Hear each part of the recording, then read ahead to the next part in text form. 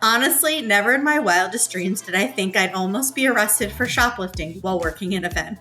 That's not how I imagined my professional development going.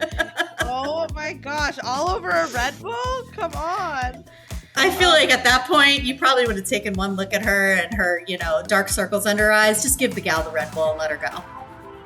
All right, exciting times here on the podcast. It is one of my favorite parts of what we do, and I know we were so excited to hear a lot more confessions, and that's what we're doing today, Kara. We're doing confessions. It's one of those days. We heard from you guys. You guys had some incredible stories, and they just keep pouring in, so we have to dedicate an entire segment to it, and I am so pumped to dive in. So Kara, I'm going to start because I have something really funny to share. And I know we kind of teed this up as being a little bit of a same day chaos. How do we all, encounter the chaos that comes with events? How do we manage all of the, hectic happenings? And this story really stood out to me as a, true moment of what am I going to do? How am I going to survive this? And I'm excited to hear your reaction. So this one came to us in our DMs, super exciting. And I'm going to read it to you. So it says, in my 12 years as an event planner, I've seen my share of chaos, but this one is a certified disaster. That's going to start out great. Picture this, 500 guests, 10 months of prep, and a Frank Lloyd Wright inspired welcome reception in Arizona. Every detail was perfect, custom decor, unique setting, epic centerpieces, then boom, I land and my phone rings. It's the decor vendor. Our warehouse caught fire. Everything's gone. Everything gone. Panic? Oh yeah, but no time for that. We scrambled, calling every decor company in the state. Nothing, nada, until cue angelic music. A local company agrees to help. The entire crew worked through the night to build everything from scratch. Bless them. But wait, there's more. On event day, Arizona decides to throw in a monsoon. Torrential flood. It's the desert. I know. You would think that, they'd have some sort of, break in the disaster, but no, rain floods the entrance and we're stuck in a mini lake between our guests and the party. Solution, buses. Yes, buses to shuttle people 10 feet, but hey, it worked. Against all odds, fire, floods, last minute decor, our reception was a hit. The guests never knew the madness behind the scenes, and it all came together. The moral of the story, with the right team, you can survive anything, even a fire and a monsoon in the desert. Wow. Oh my God. In the wake of all the crazy sort of fire, stuff that's happening in the news today, that is so timely. But I can't even imagine a whole warehouse full of decor that's all specialty pieces. I mean, Frank Lloyd, right? Like that is such a specific look and feel. So specific, yeah. You're not just getting white couches. I mean, you're getting these really curated things, and then they just literally go up in flames. I want to know who the vendor is that they found to do all of this reconstruction and make it all happen overnight. I can't imagine what that conversation must have felt like to call a decor company to say, hey, can you bring in all your people, have them work through the night, no sleep, and create this magic for me? And of course, go ahead. I was going to say, and have like dry paint on these items. I mean, the fact that they even finished them in time was right. incredible. Right. Was everyone like, having to stay like 10 feet back so they don't get splinters in the unfinished wood, or was everything like perfectly done? And I would love to be able to sit down with a client at the end of this and just say, hey, I'm so happy everything was successful, but can I tell you a little bit of story of what happened in order to get you here? Because I think any client would appreciate all the strings that were pulled to make it all happen. So right. I thought that one was incredible. Same day chaos, weather related and, disaster related, and still clients were happy. Guests were happy. That's what we do it for, right? Absolutely. And I think nowadays, like the crazy weather is becoming more and more common. I mean, you do have to plan your plan B, C, and D for all these crazy weather things that are happening in the world. Because, I mean, I don't know about you, but it's been like the coldest winter ever, whether you're in Florida or in, North Dakota. So it's just a weird time. And those, contingency plans are so important. And a monsoon in Arizona, I mean, who even hears of that? That's crazy. So good start. Yeah. I love it. Yeah. All right, Kara, do you have one for me? Because I'm dying to hear what you might have had submitted. I a couple of were submitted to me, and I really didn't read them yet, so I'm gonna be a little bit Oh boy. surprised alongside you. I love So this journey for us. Love this journey. bear with me. It's been a busy week. This was a real life story of hers when she first started. It was my first year working with this particular client at this particular resort. It was a paradise on a cliff, glittering sunsets, and apparently one chocolatey disaster waiting to happen. This was a 5-star resort, mind you, where everything sparkles, including the egos, and our client had decided to go big for their reception of 250 guests. We're talking rented everything: plateware, chargers, silverware, cups. If it could shine or clink, it was part of the theme. My job, make sure it all went perfectly. Simple, right? Spoiler alert, wrong. A month before the event, I worked with my CSM, who was a dream to coordinate with. Organized, helpful, all about teamwork. We made a foolproof plan. Dirty dishes would be whisked away to the kitchen, washed, and neatly repacked into the bins they came in.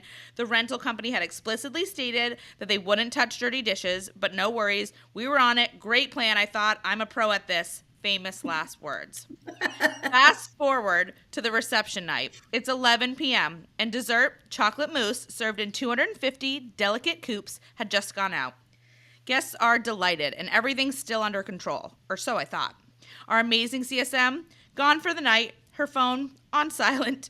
Cue the plot twist. It turns out nobody in the kitchen ever got the memo about washing the dishes. Why? Because this is a 5-star resort. It's not our policy. Oh, but the rental company refused to accept dirty coupes covered in mousse. So now I'm standing there in my event night best, holding a tray of used dessert cups, caught between a luxury resort rock and a chocolate-filled hard place. Cue panic. I pleaded with the staff to help, only to be met with blank stares and the occasional shrug.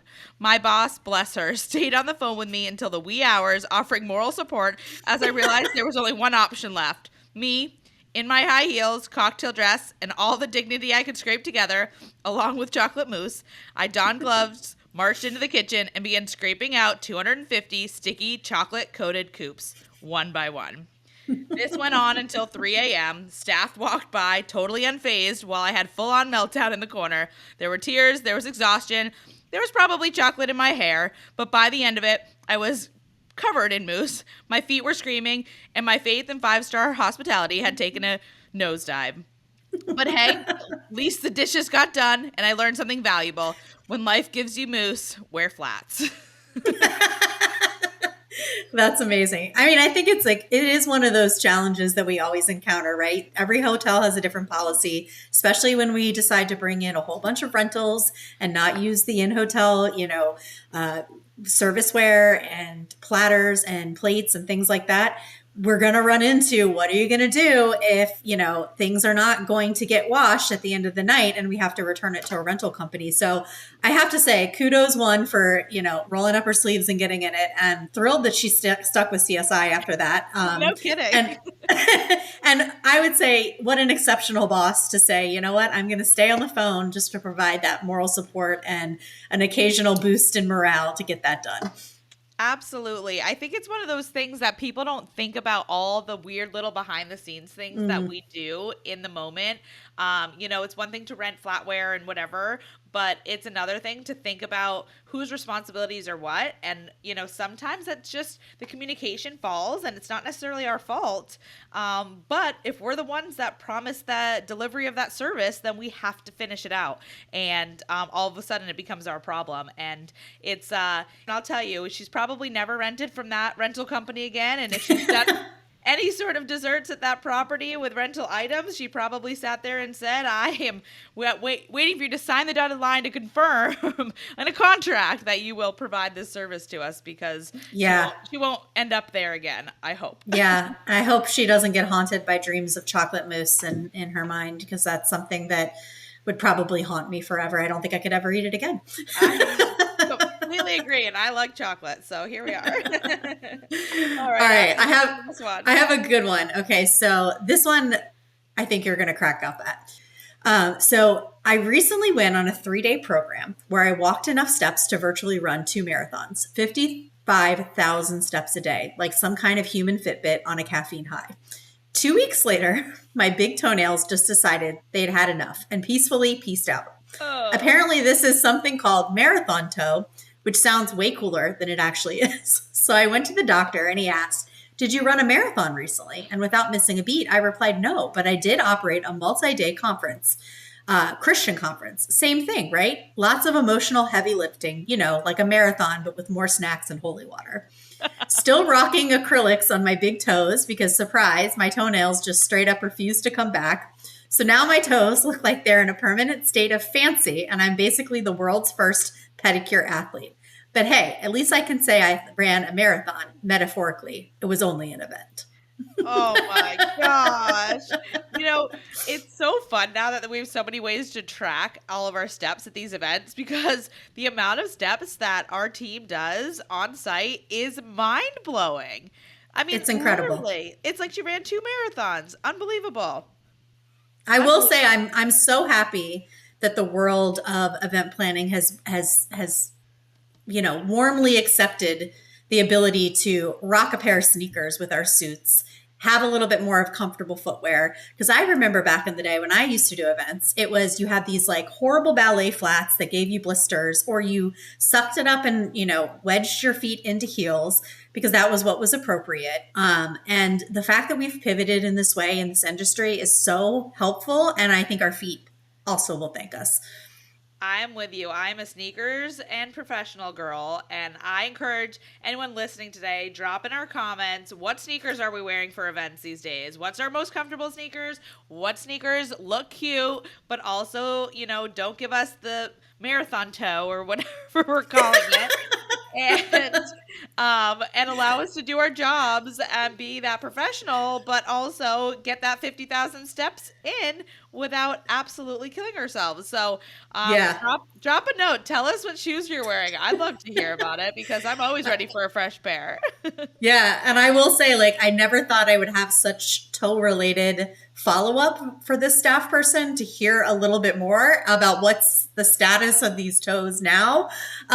Because I can't imagine the fact that, she had this happen to her. She's probably never going to make that mistake again. Always wear comfortable footwear. Totally. And I also want to know, how are we tracking our steps these days? That's another sort of question for the group. Yeah. Is, everyone has it on their phones, generally speaking. Are we still wearing Fitbits? I know I just got the Aura Ring, kind of into that. What is the tracker of choice these days for event planners? Because I know when I was tracking it on my phone, I didn't always keep my phone with me, or I had to put on the charger for an hour in the middle of the event. Or if I had it on my Apple Watch, then my son would get a hold of the Apple Watch. Things would go great. So, what are we doing? I've tried the Aura Ring. I'll keep you posted how it goes. But all right, love it. All right, I have another story for you. A few years ago, I found myself managing what I thought would be a dreamy incentive trip on Cape Cod for a corporate client. You know the drill: scenic views, impeccable service, happy guests sipping cocktails as the ocean breeze kissed their faces. But what I didn't know is that this trip was about to go from Cape Cod chic to corporate chaos. The planning stage was rocky, to put it mildly. My client contact seemed to have a severe allergy to timelines and crucial details, like registration lists and approved floor plans were nowhere to be found. But hey, I figured it's fine. We'll work it out on site. Optimism meets reality. We were, shortly after the pandemic, and I was doing the best I could. The evening before the big pre-con, we gathered for a welcome drink, and my client looked surprisingly relaxed, leaned over and said, "I'm just so thankful to be here with my team. I heard layoffs are happening tomorrow, but obviously we're safe since we're here." Famous last words. The next morning, I arrived bright and early to the pre-con, and I was ready to tackle any last-minute tweaks, but there was no sign of my client or her team. Weird.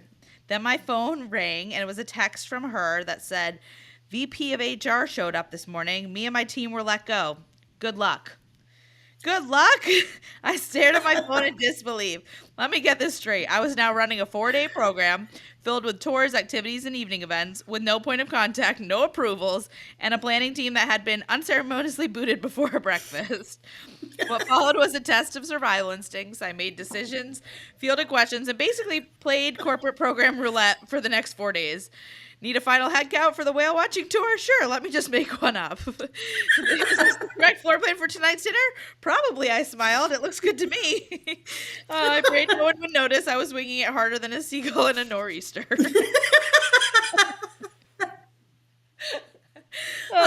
my God. By some miracle and maybe sheer stubbornness, the event went off without any major disasters. Guests had a great time. The company's leadership never suspected the absolute mayhem behind the scenes, and I gained a newfound appreciation for coffee and crisis management.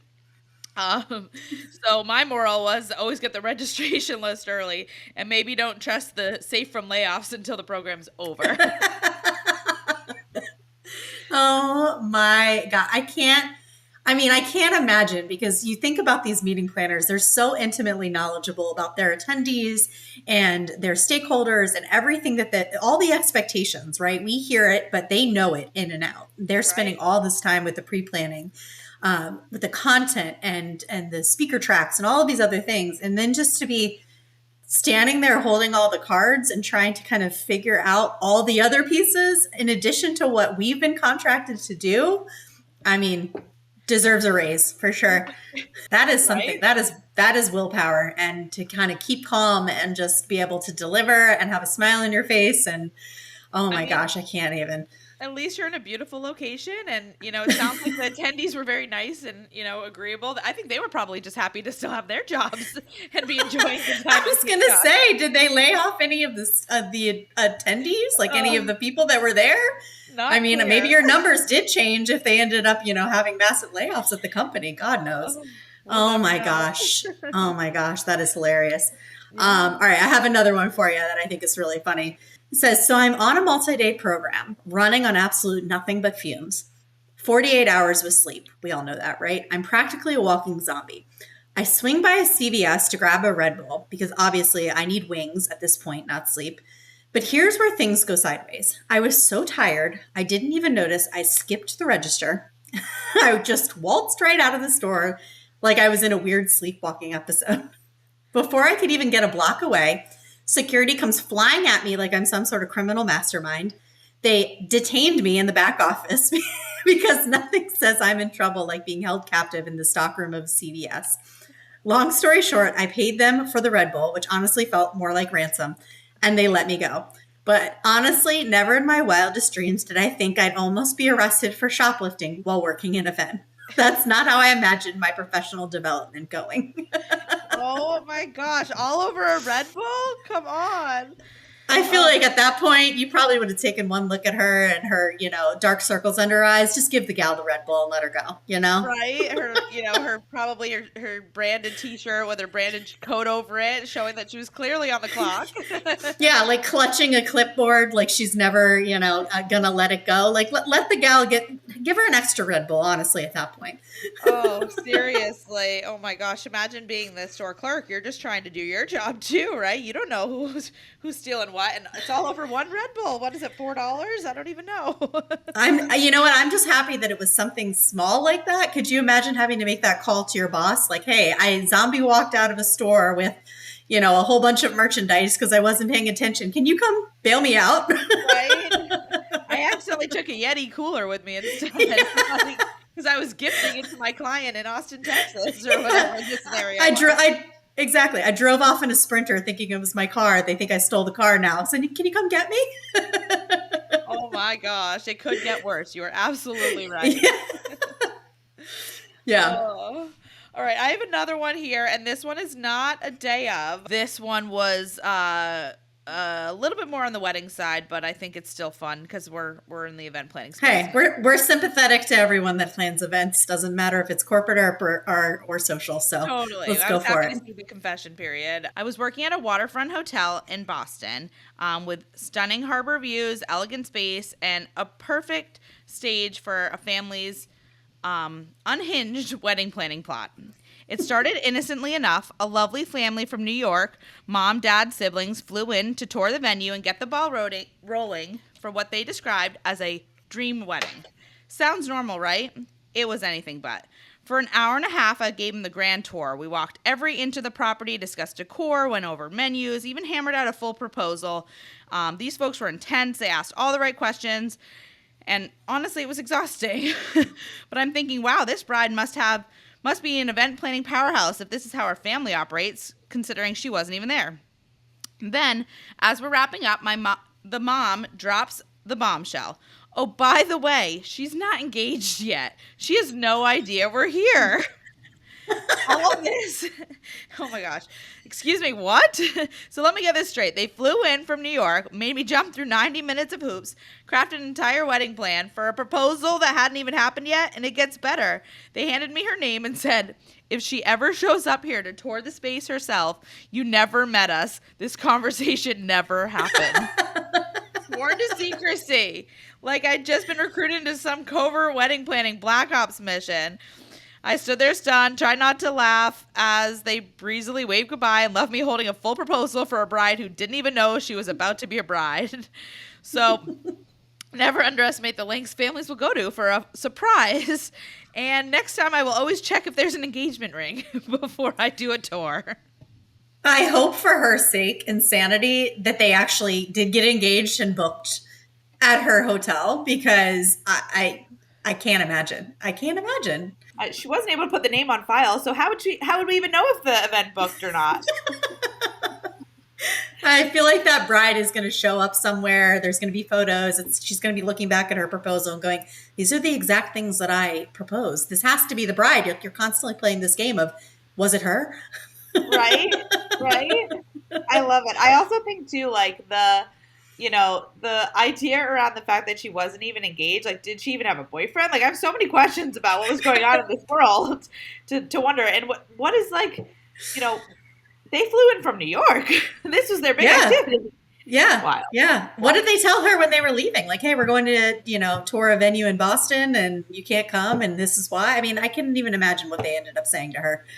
Right. I did follow up with the hotelier and I just asked, so, how was the wedding? And she said, shortly after that, I moved to selling corporate groups instead. That's always what it happens. I tell you, the social planners, I think they put up with a lot, and I can't even imagine. Whew. Right. All right. Well, I have another one for you. I have another one for you. Okay. Yeah. So this one's good. So during my first big virtual event in the wild days of COVID, I somehow managed to have several massive pallets of gifts delivered to my house. Now, you might be thinking, well, that's nice, but here's the catch. The delivery guy decided to drop them at the end of my mile-long driveway because, of course, that's totally where you want to leave 7 pallets of mystery swag. My husband and I spent the next 4 hours channeling our inner moving company, loading up the truck and hauling these crates of goodies to our garage. And that, my friends, is how our garage transformed into a storage unit that looked like a crime scene. Boxes everywhere, no sign of the car, just a lot of what's in this one. It wasn't until late 2022 that I finally cleared out the mountain of gifts. By then, I'm pretty sure the neighbors thought we were running a black market Amazon warehouse or starting a cult where the invitation involved way too many logo tote bags. Oh, God. I thought this one was hilarious because I feel like we can all kind of sympathize in that weird, wonky time frame where we were still operating events in COVID, and it was like, the wild, wild west, anything goes, just to kind of keep things moving and keep events happening. But I can't believe that it took almost a year to clear out her garage. I'm sure at some point she's going to find something else hidden in the back of that garage and realize, oh, this was left over from this incredible delivery that I had at my house. Right? And like, whose logo's on it? Because she's now permanently has that logoed item all over her life. Like, I know. And I will say, I will also say, like, it's such a testament to the spouses and significant others of event planners that put up with the shenanigans that we also put them through. Where, of course I need to turn my garage into a warehouse for this client to make everything happen. Like, why would you blink an eye over that? Right. And then when her numbers changed from probably like 1,000 items she needed to ship to 800 because they had layoffs, then she had these 200 extra items. And what do? We hold on to them for another year and try to reuse them for the client or whatever. And now we're a storage facility and a shipping and handling facility and everything else all at once. I remember when I was in the midst of the virtual events back in the day, and I had to do a lot of like the drink experiences, whether they were like mixology or wine tastings or whatever. And the first one that I did, I must have had like 50% of the wine bottles broke on the way over. Like, oh, God. It was so early into COVID, they hadn't really fully figured out the best way to package these things. And then, only certain states could have it delivered. And then other states we had to have gift cards connected to like the local wine shops that people could get the wines at themselves. And it was this total nightmare. And I remember thinking to myself, I wish all this wine was just shipped to my house because I need it after dealing with all this. This is not what I signed up for as an event planner. So I'm thankful we're past that, and we are no longer shipping facilities as event planners. And even when we are shipping large amounts of swag, we're back to shipping it to venues directly, managing it on site. And, we've certainly had our fair share of customs and other moments dealing with things like that. But man, I would take that over using my garage any day. Any day. I thought that was a perfect one to close out, and just to realize the sacrifices that we have as event planners make. I just think it's such an interesting world that we live in, where it's like, yeah, this makes perfect sense that I'm going to do this to make the client happy. We always are looking at the end goal, which is keeping the client happy, keeping the attendees happy. So. Absolutely. Well, I think we had a nice variety of confessions today. I'm getting really into the confessions. I like hearing from you all. I love hearing the variety in which we all just go all in every day with hospitality and service and above and beyond. And some of those behind the scenes things that you may never know us event planners are doing to make it all happen for you. So keep sharing your stories. We want to hear more, but the next episode we'll dive into some more educational content as well, and then we'll always be featuring confessions that you can enjoy. Absolutely. Keep sending them in. We'd love to hear from you. Thanks, Kara. All right. Check us out on YouTube too. We've got our YouTube live now with all of these wonderful episodes. So we look forward to letting you hear from us on Instagram, LinkedIn, YouTube, as well as Facebook, and engage with us however you want to send your confession. We will take it.